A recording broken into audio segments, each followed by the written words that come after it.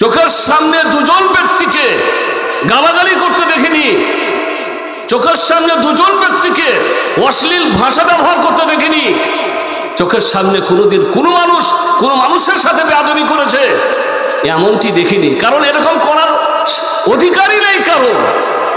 যদি আপনার সাথে কেউ বেয়াদবি করে আপনি খবর করবেন শুধু এতটুকুই যে আমার সাথে বেয়াদবি করেছে, তার বেয়াদবির শাস্তি হবে। কতটুকু বেয়াদবি করেছে, কতটা পরিমাণ বেয়াদবি করেছে, ততটা পরিমাণ শাস্তি আদালত তার জন্য নির্বাচন করবে। কিন্তু আপনার অধিকার নেই যে আপনি তাকে শাস্তি দিবেন, আপনি তার উপরে হাত তুলবেন, আপনি তাকে চড় মারবেন। এই 40 বছরের জীবনের কথা বলছি। অনেক মানুষ অবশ্য বলে সৌদি আরবে ওই হয়, সৌদি আরবে তাই হয়, ওরা এই করে, ওরা তাই করে, মানে অনেক রকমের বদনাম, যা বলার নাই। চায়ের দোকানে বসে একটা চা দেয়, সিগারেট টেদের টান মারে, নামাজ টামাজ পড়ে না, একটা পেপার পড়ে, আর শুধু ওই পেপারে কি পায় না পায় আর সৌদি আরবে মন্তব্য করে। এই এরা বসে বসে এই কাজটা করে, বুঝতে পারলেন? কিন্তু আমি 40 বছরের জীবনে বলছি, তারা ফেরেশতা, এ কথা বলছি না। তারা সব ফেরেশতা, আল্লাহর জমি না, তারা মানুষ, তারা মানুষ, তারা ভুল করে। তারা অনেক সময় অনেক কর্মীর ঠিক মতন বেতন দেয় না, তাদের মতন কিছু মানুষ এমন আছে। কিন্তু তাদের খারাপের থেকে ভালোর সংখ্যা অনেক অনেক বেশি। আর সব থেকে বড় কথা হচ্ছে শক্তিটা আছে ভালোদের হাতে। যেটা পাওয়ার প্রশাসন শক্তি সেটা কাদের হাতে? সেটা ভালোদের হাতে। বলে কিভাবে? আদালতের যিনি জজ তিনি একজন কোরআনের হাফেজ আর কোরআন ও হাদিসের পণ্ডিত। তিনি হচ্ছেন আদালতের, সুপ্রিম কোর্টের জজ, হাইকোর্টের জজ। বিচার কে করবেন? উনি, যিনি কোরআনের হাফেজ, কোরআন ও হাদিসের পণ্ডিত যিনি, তারা আছে এইসব আদালতগুলিতে। আর সুবিচার কোথায় থেকে আসে? আদালতের কাছ থেকে। এমনকি সরকার যা শুনে না তাকে শুনে আদালত শুনে। এমনকি সরকারের ফয়সালাকে প্রত্যাখ্যান করার অধিকার কার আছে? আদালতের আছে। এই তো কিছুদিন আগে ওয়াকফ বিল নিয়ে কত রকমের সব তাকিয়ে আছে, সুপ্রিম কোর্ট কি বলে, সুপ্রিম কোর্ট কি বলে। অথচ পার্লামেন্ট কি চায়, সরকার কি চায়, কিন্তু সুপ্রিম কোর্ট কিছু আরো চায়। তার পাওয়ার আছে বলেই তো, তাই না? তাহলে আদালতের হাতে সবকিছু। সেখানে সব থেকে বড় উপরের আদালতে যারা বসে আছেন তারা হচ্ছেন কোরআনের হাফেজ এবং আরো অন্যান্য হাদিস গ্রন্থের পণ্ডিত তারা, যার কারণে অবিচার নেই। কোনো সময় অবিচার হয়ে যায়। কেন জানেন? কারণ সঠিক জিনিসটা তাদের কাছে পৌঁছে না। আমি একটা ঘটনা বলে দিই আপনার কাছে। একটা ছেলে কি একটা পুলিশ চর মেরেছে।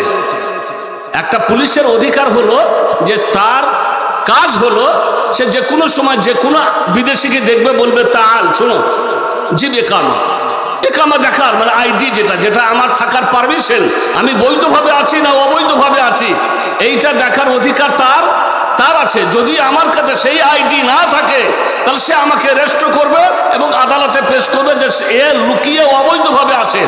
কিন্তু যদি আমার কাছে বৈধ আইডি থাকে তাহলে আমার সাথে কোনো দুর্ব্যবহার করার অধিকার তার নেই। এখন এর কাছ থেকে চেয়েছে আইডি, একামা। তারপরে ও কিরকম কি কথা হয়েছে না হয়েছে ওকে একচর মেরে দিয়েছে। তখন ছেলেটি বলেছে, লে শান্তা দাঁড়াবানা, কেন আমাকে মারলেন? আনাফি একামা মজুদ, আমার কাছে তো একামা আইডি আছে, আমাকে কেন মারলেন? যাই হোক, তারপরে ওই ছেলেটি কোনো এক জজ, তার সাথে কোনো রকমের কিভাবে দেখা হয়েছে আমি জানি না, তার কানে কথাটা বলে দিয়েছে। তখন সেই জজ, আদালতের বিচারক, তিনি বলেছেন তুই এক কাজ কর, আমার কথা বলেছেন ওরা জালিয়াতে কাজ করে, ওর কাছে যাবি। কারণ আমরা মানে আদালতে যাই মানে তর্জমার কাজ করার জন্য, তা আমাকে চিনেন, ওর কাছে যাবি, একটা রিপোর্ট লিখে নিবি তুই যে আমাকে অমুক এই কারণে মেরেছে, খালি রিপোর্টটা আমি চাই বাস। তারপরে ওই পুলিশকে মানুষের সামনে দাঁড়িয়ে ওইভাবেই তুই চর মারবি যেভাবে ও তোকে চর মেরেছে। এটা আমি বিচার করি।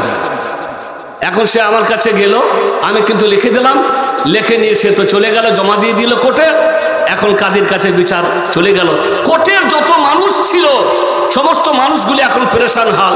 হাজার হলো একজন সৌদি, তার মান আছে, তারপরে তাকে মারবে কে? একজন বিদেশি মানুষের সামনে মারবে, বড় মান সম্মানের ব্যাপার।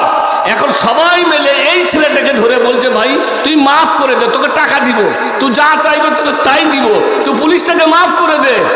কিন্তু বলেছে না, আমি মাফ করবো না, কারণ কাজী সাহেব বলে দিয়েছেন তুই কারো কথা শুনবি না। আবার আমার কাছে গেছে যে হুজুর কি করা যায়, ওরা তো আমাকে সবাই জোর করে ধরেছে, মাফ করে দে মাফ করে দে, কি করা যায়? আমি বললাম এতটুকুই যে দেখো, তোমাকে কাজ করতে হবে এই দেশে, আর ওই পুলিশগুলি তো সবসময় ঘুরবে, তুমি ওকে চর মারবে ঠিকই, কিন্তু প্রতিশোধ নেওয়ার জন্য কিন্তু সবসময় সুযোগ খুঁজবে, ছোট্ট কোনো ছুতা তলাশ করে তোমাকে ধরে হয়তো বড় করে একটা ক্লেম লাগিয়ে দিবে, কোনো একটা দোষ লাগিয়ে দিবে, যার কারণে তোমার সমস্যা হয়ে যেতে পারে। অতএব তুমি ওই কোর্টের যারা বলছে তাদের কথা শুনে ওকে মাফ করে দাও, এটাই ভালো। মোট কথা হচ্ছে যে কোনো সময় বিচারগুলি বড় আদালতে পৌঁছে না, যার কারণে ছোটোখাটো অনেক অবিচার হয়ে যায়, অনেকে বেতন না নিয়ে বাড়ি চলে আসে, অনেকে তার অধিকার পায় না। কিন্তু বিচারালয়ে বিচার আছে, আর প্রশাসনের হাতে, এই আদালতের হাতে শক্তিগুলি আছে বলে যারা কিছু দুষ্ট মানুষ আছে তারা বেশি বাড়াবাড়ি করার সাহস পায় না, কারণ জানে চর মারলে চর খেতে হবে, গাল দিলে বিচার হবে, শাস্তি হবে। অতএব এখানে বাড়াবাড়ি করার কিছু করার নেই। এই হচ্ছে সব থেকে বড় নিয়ামত যা সেখানকার মানুষ ভোগ করে। বুঝতে পারলেন? রিয়াজ থেকে মক্কা চলে যাবেন, 1600 কিলোমিটারের পথ, এই মরুভূমি প্রান্তর পাড়ি দিবেন, রাস্তায় কোনো কিছুই নাই, কোনো বাড়ি নাই, কোনো ঘর নাই, যে পাকড় থেকে এলাম একটাও জায়গা কোথাও ফাঁকি নেই, নিশ্চিন্তে চলে যান। আবার ওই মরুভূমির প্রান্তে যদি হঠাৎ করে আপনার কোনো গাড়িটা খারাপ হয়ে যায় বা আপনার কোনো বিপদ হয়, আপনি ফোন করবেন, 5 মিনিটের মধ্যে পুলিশের গাড়িটা যে কোথায় ছিল আপনার কাছে এসে হাজির হয়ে যাবে। 5 মিনিটের মধ্যে, 10 মিনিটের মধ্যে গাড়ি এসে পুলিশের হাজির হয়ে যাবে এবং আপনার সহযোগিতার জন্য তারা যা করার তা করবে, আপনাকে কোনো বিপদে ফেলতে দিবে না। আর এখানে লাশ পড়ে থাকবে 2 দিন 3 দিন, পুলিশের কোনো খবরই নাই। আমার বলার উদ্দেশ্য হচ্ছে ইসলামের সবচেয়ে বড় জিনিস হচ্ছে আমন, নিরাপত্তা, শান্তি, যেটা সৌদি আরবের মানুষরা পেয়েছে আর আমরা পাইনি। আমার মনে হয় ওই শামসুজ্জোহা আলোচনা করে আমাকে বলছিল, আমার মনে হয় এটাও আমাদের জন্য আযাব যে আমরা শান্তি পাইনি, আমরা দরাদরি করছি, আমরা লাফালাফি করছি, গায়ের ঘাম কোনোদিন আমাদের শুকাচ্ছে না, কারেন্টের বিদ্যুতের ঠিক মতন ব্যবস্থা নেই, যার কারণে রাতে ঠিক মতন ঘুমাতে পারছি না, কখনো ঘাম হচ্ছে আবার কখনো ঘাম শুকাচ্ছে।